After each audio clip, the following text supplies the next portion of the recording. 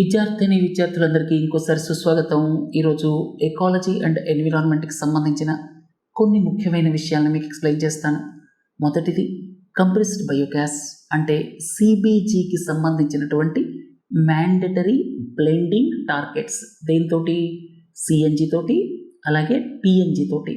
ఇక్కడ అసలు సిఎన్జి అంటే ఏమిటి, పిఎన్జి అంటే ఏమిటి, సిబిజి అంటే ఏమిటి, ఈ మ్యాండటరీ టార్గెట్స్ ఏమిటి అనేటువంటిది ఎక్స్ప్లెయిన్ చేస్తాను.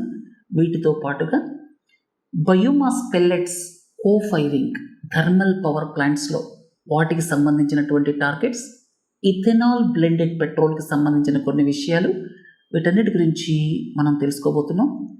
ఈ మధ్య యూనియన్ క్యాబినెట్ 7 స్కీమ్స్ అగ్రికల్చర్ సెక్టర్కి సంబంధించి వాటికి అప్రూవల్ ఇవ్వటం జరిగింది. వాటిల్లో 2 ముఖ్యమైన స్కీమ్స్ ఏంటంటే అగ్రికల్చరల్ డిజిటల్ మిషన్ లేదా డిజిటల్ అగ్రికల్చరల్ మిషన్, ఇక రెండోది క్లైమేట్ రెసిలియంట్ అగ్రికల్చర్కి సంబంధించి. ఈ సందర్భంగా అసలు డిజిటల్ అగ్రికల్చరల్ మిషన్ యొక్క ప్రాముఖ్యత ఏమిటి, అది ఎందుకు అవసరం అనేటువంటి విషయాన్ని మీకు ఎక్స్ప్లెయిన్ చేస్తాను. అంతేకాకుండా climate smart agriculture, climate resilient agriculture, ఈ రెండింటి మధ్య డిఫరెన్సెస్ కూడా తెలుసుకుందాం. వీటితో పాటుగా నేషనల్లీ డిటర్మైన్డ్ కాంట్రిబ్యూషన్, మన దేశం 5 కమిట్మెంట్స్ ప్రామిస్ చేసింది. ఆ 5 ఏమిటి, అలాగే గ్లోబల్ స్టాక్ టేక్ అంటే ఏమిటి, వీటి గురించి ఎక్స్ప్లెయిన్ చేస్తాను. గ్రీన్ క్రెడిట్ ప్రోగ్రామ్, ఇకో మార్క్ స్కీమ్, ఇవి పాతవే అయినా కూడా అప్పుడప్పుడు వార్తల్లోకి వస్తూ ఉంటాయి. వీటి గురించి మీకు కొన్ని విషయాలు చెప్తాను. మొదటిది కంప్రెస్డ్ బయోగ్యాస్ అంటే ఇది బయోగ్యాస్, శుద్ధి చేయబడినటువంటి బయోగ్యాస్. దీన్ని కంప్రెస్ చేస్తారు, అప్పుడు దీనిలో మిథేన్ కాంటెంట్ 95% కంటే ఎక్కువ ఉంటుంది. అంటే మీరు ఏదైనా సరే న్యాచురల్ గ్యాస్ తీసుకున్న కంప్రెస్డ్ న్యాచురల్ గ్యాస్ కావచ్చు, లేదా పైప్డ్ న్యాచురల్ గ్యాస్ కావచ్చు. పైప్డ్ న్యాచురల్ గ్యాస్ ఎక్కడ వాడతారు? మీరు ఇంట్లో గ్యాస్ కనెక్షన్ పైప్ ద్వారా పెట్టించుకున్నారనుకోండి, అక్కడ ఒక మీటర్ కూడా ఉంటుంది, అది పైప్డ్ న్యాచురల్ గ్యాస్ అనమాట. ఎంత వాడుకుంటే అంత కడతారు. ఇక సిఎన్జి కంప్రెస్డ్ న్యాచురల్ గ్యాస్, ఇది వెహికల్స్లో ఫిల్ చేయడానికి. మీ అందరికీ తెలుసు సిఎన్జికి సంబంధించినటువంటి ఆటోస్, అలాగే ఢిల్లీలో సిఎన్జి బస్సెస్ పొల్యూషన్ తగ్గించడంలో ప్రముఖ పాత్ర పోషిస్తున్నాయి. కాబట్టి ఇక్కడ పిఎన్జి అంటే పైప్డ్ న్యాచురల్ గ్యాస్, అది పైప్స్ ద్వారా మనం వంట చేసుకోవడానికి వచ్చేది, మీటర్ ఉంటుంది. అలాగే కంప్రెస్డ్ న్యాచురల్ గ్యాస్ వెహికల్స్లో, ఆటోస్ కావచ్చు, కార్స్ కావచ్చు, బస్సులు కావచ్చు, వాటికి ఫ్యూయలింగ్ స్టేషన్లో ఈ కంప్రెస్డ్ న్యాచురల్ గ్యాస్ని ట్యాంక్లో నింపుతారు. ఇక కంప్రెస్డ్ బయోగ్యాస్ అంటే ఈ బయో సోర్సెస్ ద్వారా తయారు చేయబడినటువంటి బయోగ్యాస్ అనమాట. ఇది కంప్రెస్ చేస్తే కంప్రెస్డ్ బయోగ్యాస్ అవుతుంది. సో సిబిజిని సిఎన్జి తోటి, పిఎన్జి తోటి బ్లెండింగ్ చేయొచ్చు. ఎందుకంటే వీటన్నిటిలో కూడా మిథేన్ కాంటెంట్ 95% కంటే ఎక్కువ ఉంటుంది. అందుకని బ్లెండింగ్ చేయొచ్చు.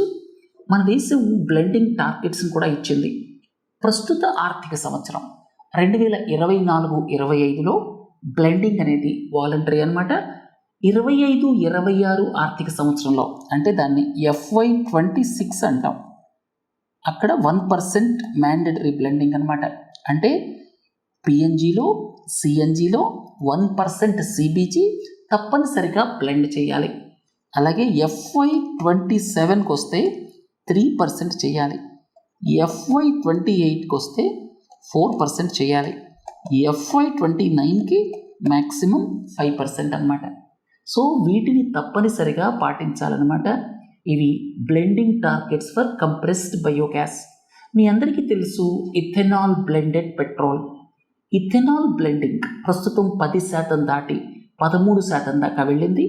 20% ఇథెనాల్ బ్లెండెడ్ పెట్రోల్, ఈబీపీ అంటాం, దాని టార్గెట్ 2025-26 ఆర్థిక సంవత్సరానికి అచీవ్ అవ్వాలన్నమాట. ఆ దిశగా వెళుతున్నప్పటికీ కూడా 20%ని మీట్ అవ్వటం కొంచెం కష్టంగా కనిపిస్తుంది. ఎందుకంటే ఈ మధ్య కాలంలో ప్రభుత్వం కొన్ని రిస్ట్రిక్షన్స్ విధించింది. రైస్ లాంటి ఆహార పదార్థాలను ఉపయోగించి ఎథెనాల్ను తీయటం, అలాగే షుగర్ కేన్ జ్యూస్ ఉపయోగించి ఎథెనాల్ తీయటం ఇంతకుముందు లిబరల్గా అలౌ చేశారు. ఫుడ్ గ్రెయిన్స్ సర్ప్లస్ ఉంటే అగ్రికల్చర్ మినిస్ట్రీ సర్టిఫై చేస్తే ఎథనాల్ని ప్రొడ్యూస్ చేయొచ్చు.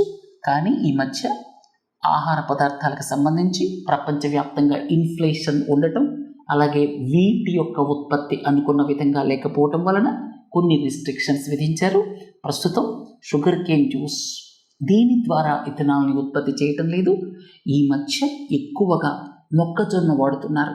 అంటే ఇథనాల్ తయారీలో ఈ మధ్య మీస్ అంటే మొక్కజొన్న వాడకం బాగా పెరిగిందని చెప్పుకోవాలి.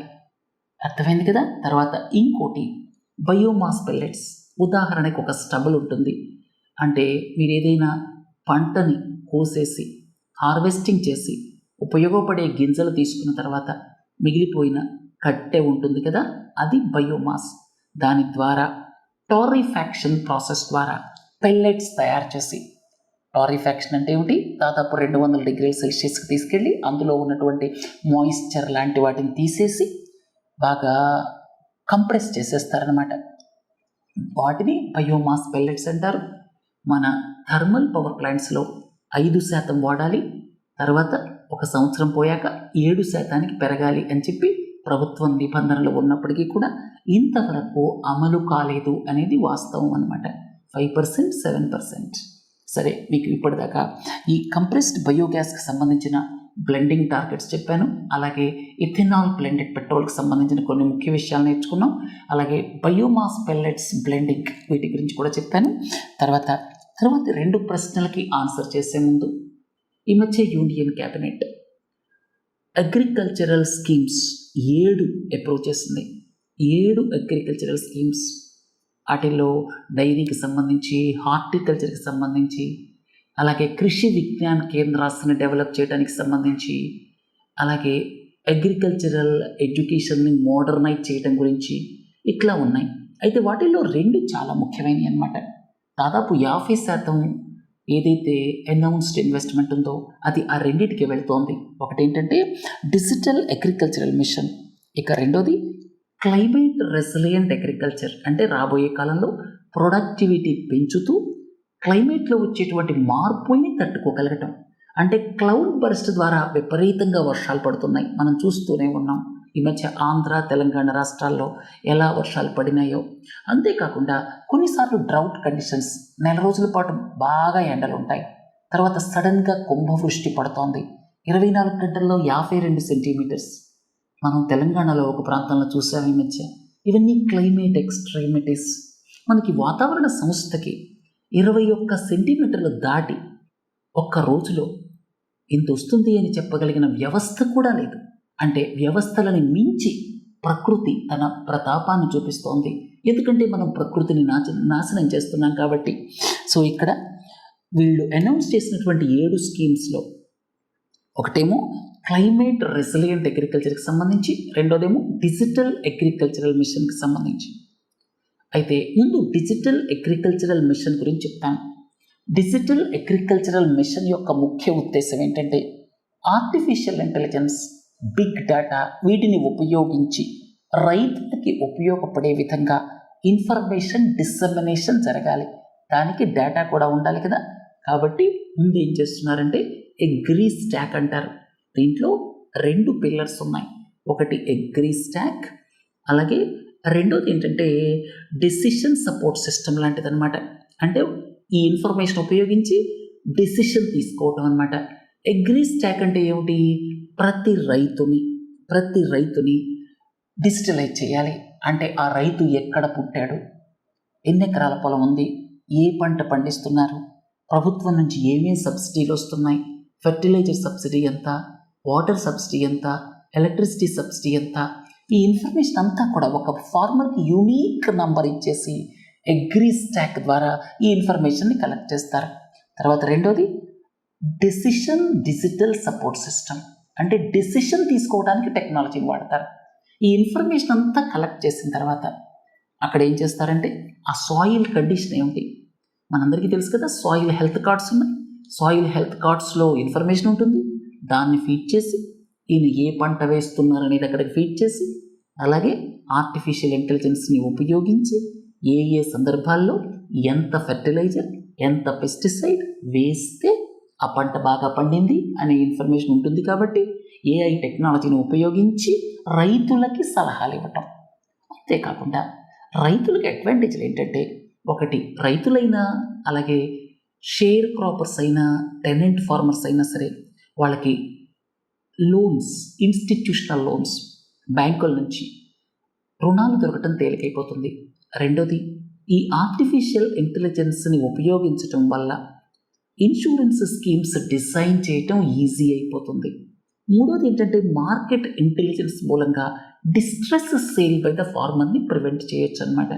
సో ఇట్లా చాలా లాభాలు ఉన్నాయి ఇది డిజిటల్ అగ్రికల్చరల్ మిషన్ మూలంగా. ఒకటేమో అగ్రి స్టాక్, ఆ ఫార్మర్కి ఒక యూనిక్ ఐడి నెంబర్ ఇచ్చి ఇన్ఫర్మేషన్ అంతా కూడా తయారు చేసి వచ్చటం. రెండో దాంట్లోనేమో artificial intelligence, big data tools ఉపయోగించి ఆయన ఏ పంట పండిస్తున్నారు, ఆ సాయిల్ హెల్త్ కార్డ్ ద్వారా ఆ సాయిల్ యొక్క హెల్త్ ఏమిటి అవన్నీ ఐడెంటిఫై చేసి అప్పుడు రైతుకి సరైన ఇన్ఫర్మేషన్ ఇవ్వటం. సో దీనన్నిటి మూలంగా అడ్వాంటేజెస్ ఏంటంటే రైతులకి రుణాలు ఈజీగా దొరుకుతాయి, రైతులకే కాకుండా ఎవరైతే టెనెంట్ ఫార్మర్స్ ఉన్నారో వాళ్ళకి, అలాగే షేర్ క్రాపర్స్ కూడా. అంతేకాకుండా ఇన్సూరెన్స్ స్కీమ్స్ని ఇంకా బెటర్గా డిజైన్ చేయొచ్చు. ఎందుకంటే ఈ మధ్య వచ్చినటువంటి చాలా పెద్ద ఎక్స్పెక్టేషన్స్తో ఒక ఇన్సూరెన్స్ స్కీమ్ని తీసుకొచ్చారు, ఆయన పేరు గుర్తు రావట్లేదు. ఆ స్కీమ్ కూడా ఫెయిల్ అయిపోయింది, చాలా రాష్ట్రాలు దాని నుంచి బయటకు వచ్చేసాయి. సో ఇప్పుడు రియలిస్టిక్ వేలో రియల్ టైం ఇన్ఫర్మేషన్ మనకి డిజిటల్ మీన్స్ ద్వారా అవైలబుల్గా ఉంటే మనం అవన్నీ సక్సెస్ చేయొచ్చు అనమాట. క్రెడిట్, అలాగే ఇన్సూరెన్స్, అలాగే టార్గెటెడ్ సబ్సిడీస్ కూడా. అసలు రైతుకి ఎన్ని ఎకరాల పొలం ఉంది, ఎంత సబ్సిడీ ఇస్తున్నారు, ఇది అవసరమా లేదా అనేటువంటి దాన్ని కూడా ఆలోచించి టార్గెటెడ్ వేలో సబ్సిడీస్ ఇవ్వచ్చు అనమాట. సరే, మూడోది క్లైమేట్ స్మార్ట్ అగ్రికల్చర్. నేను ఇక్కడ క్లైమేట్ స్మార్ట్ అగ్రికల్చర్కి సంబంధించిన ప్రశ్న అడిగాను. అయితే ఆ మిషన్లో క్లైమేట్ రెసిలియంట్ అగ్రికల్చర్ అని ఉంది. అసలు క్లైమేట్ స్మార్ట్ అగ్రికల్చర్కి క్లైమేట్ రెసిలియంట్ అగ్రికల్చర్కి తేడా ఏమిటి? క్లైమేట్ స్మార్ట్ అగ్రికల్చర్ అంటే మూడు పిల్లర్స్ ఉంటాయి FAO డెఫినేషన్ ప్రకారం. ఒకటి ఏంటంటే సస్టైనబుల్గా, అంటే పర్యావరణాన్ని కూడా దృష్టిలో పెట్టుకొని వ్యవసాయం చేసి, ప్రొడక్టివిటీ అంటే ఉత్పాదకతని పెంచడం అనమాట. Per acre yield, per hectare yield అది పెంచాలన్నమాట, అంటే ప్రొడక్టివిటీ అంటాం ఇంగ్లీష్లో. సో ఇక్కడ పర్ హెక్టేర్ ప్రొడక్టివిటీని పెంచాలి. ఎలా పెంచాలి? సస్టైనబుల్ మెకానిజమ్స్, పర్యావరణాన్ని దృష్టిలో పెట్టుకొని. అది మొదటి పిల్లర్ అనమాట. ఇక రెండోది ఏంటంటే క్లైమేట్ స్మార్ట్ అగ్రికల్చర్లో రెండో పిల్లర్ క్లైమేట్ రెసిలియంట్ అగ్రికల్చర్. అంటే మనం కొత్త వంగడాలని తయారు చేయాలి. ఎలా? అవి క్లైమేట్ రెసిలియంట్గా ఉండాలి. అంటే ఒక నెల రోజులు వర్షం పడకపోయినా, ఒక్క రోజులో 50 సెంటీమీటర్ల వర్షం పడినా అవి తట్టుకునే విధంగా ఉండాలి. నేను ఎక్స్ట్రీమిటీస్ చెప్తున్నాను. సో క్లైమేట్ రెసిలియంట్ అంటే క్లైమేట్లో వచ్చినటువంటి మార్పులని దృష్టిలో పెట్టుకొని కొత్త వంగడాలని తయారు చేయడం, అలాగే రాబోయే కాలంలో పర్యావరణానికి నష్టం లేకుండా ఈ క్రాప్స్ ఏవైతే ఉన్నాయో వాటి ద్వారా మనం ప్రొడక్టివిటీని సాధించడం. ఇక మూడోది ఏంటంటే ఎక్కడ సాధ్యమైతే అక్కడ గ్రీన్ హౌస్ గ్యాస్ ఎమిషన్స్ని తగ్గించటం. ఉదాహరణకి మీరు రైస్ కల్టివేషన్, కంటిన్యూస్ వెట్టెడ్ రైస్, అంటే మనం వాటర్ లాగ్డ్ ఏరియాస్లో, అంటే వాటర్ లాగింగ్ చేసి ఎప్పుడు కూడా ఆ వరి మడిలో నీళ్లు ఉంచుతాం. దాదాపుగా కిలకల్లో నీళ్లు ఉంటాయి.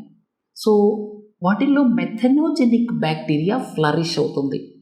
దాని ద్వారా ఏమవుతుంది? మిథేన్ రిలీజ్ అవుతుంది. మిథేన్ అంటే అది గ్రీన్ హౌస్ గ్యాస్ కదా, ఎక్కువ పొటెన్షియల్ ఉన్న గ్రీన్ హౌస్ గ్యాస్. కాబట్టి అగ్రికల్చర్ ద్వారా మనం రైస్ కల్టివేషన్లో మోడాలిటీని మారిస్తే, ఇలా వాటర్ లాగ్డ్ కండిషన్స్లో కాకుండా డ్రైయింగ్, వెట్టింగ్ అలాంటి కండిషన్స్లో ఆల్టర్నేట్ డ్రైయింగ్, ఆల్టర్నేట్ వెట్టింగ్ చేస్తే అప్పుడు మనం గ్రీన్ హౌస్ గ్యాసెస్ని తగ్గించవచ్చు కదా. అలాగే క్యాటిల్ ఏదైతే ఉందో, యానిమల్స్ ఏవైతే ఉన్నాయో, కొన్ని రకాల యానిమల్స్ అవి నెమరు వేసుకునే సమయంలో మిథేన్ రిలీజ్ అవుతుంది. అందుకని మనం యానిమల్ మీట్ కాకుండా ప్లాంట్ బేస్డ్ మీట్ కానీ, లేకపోతే యానిమల్లో ఉన్నటువంటి స్టెమ్ సెల్స్ని తీసుకొని లెబొరేటరీలో డెవలప్ చేసి కల్చర్డ్ మీట్ కానీ తిన్నామనుకోండి, అప్పుడు యానిమల్స్ ద్వారా వచ్చేటువంటి గ్రీన్ హౌస్ గ్యాసెస్ని తగ్గించవచ్చు కదా. సో ఇట్లా క్లైమేట్ స్మార్ట్ అగ్రికల్చర్ అంటే క్లైమేట్ని దృష్టిలో పెట్టుకొని రాబోయే తరాల వాళ్ళకి ఫుడ్ ప్రొడక్షన్ని పెంచటం, అది సస్టైనబుల్ వేలో జరగాలి. అంటే అగ్రికల్చర్ అనేది మనకి వెదర్ స్మార్ట్ అవ్వాలి, వాటర్ స్మార్ట్ అవ్వాలి, సాయిల్ స్మార్ట్ అవ్వాలి. అంటే సాయిల్ యొక్క డిగ్రేడేషన్ ఉండకూడదు. ఇట్లా మీకు ఒక్కొక్క ఎలిమెంట్ని తీసుకొని, ఉదాహరణకి అగ్రో ఫారెస్ట్రీ ఒక ఎగ్జాంపుల్ అనమాట క్లైమేట్ స్మార్ట్ అగ్రికల్చర్కి. తర్వాత ఎక్కువ లోతుగా పొలాన్ని దున్నకుండా సాగు చేయటం అనేది సాయిల్ డిగ్రేడ్ అవ్వకుండా ఉంటుంది, సాయిల్ ఆర్గానిక్ కార్బన్ పోకుండా ఉంటుందన్నమాట.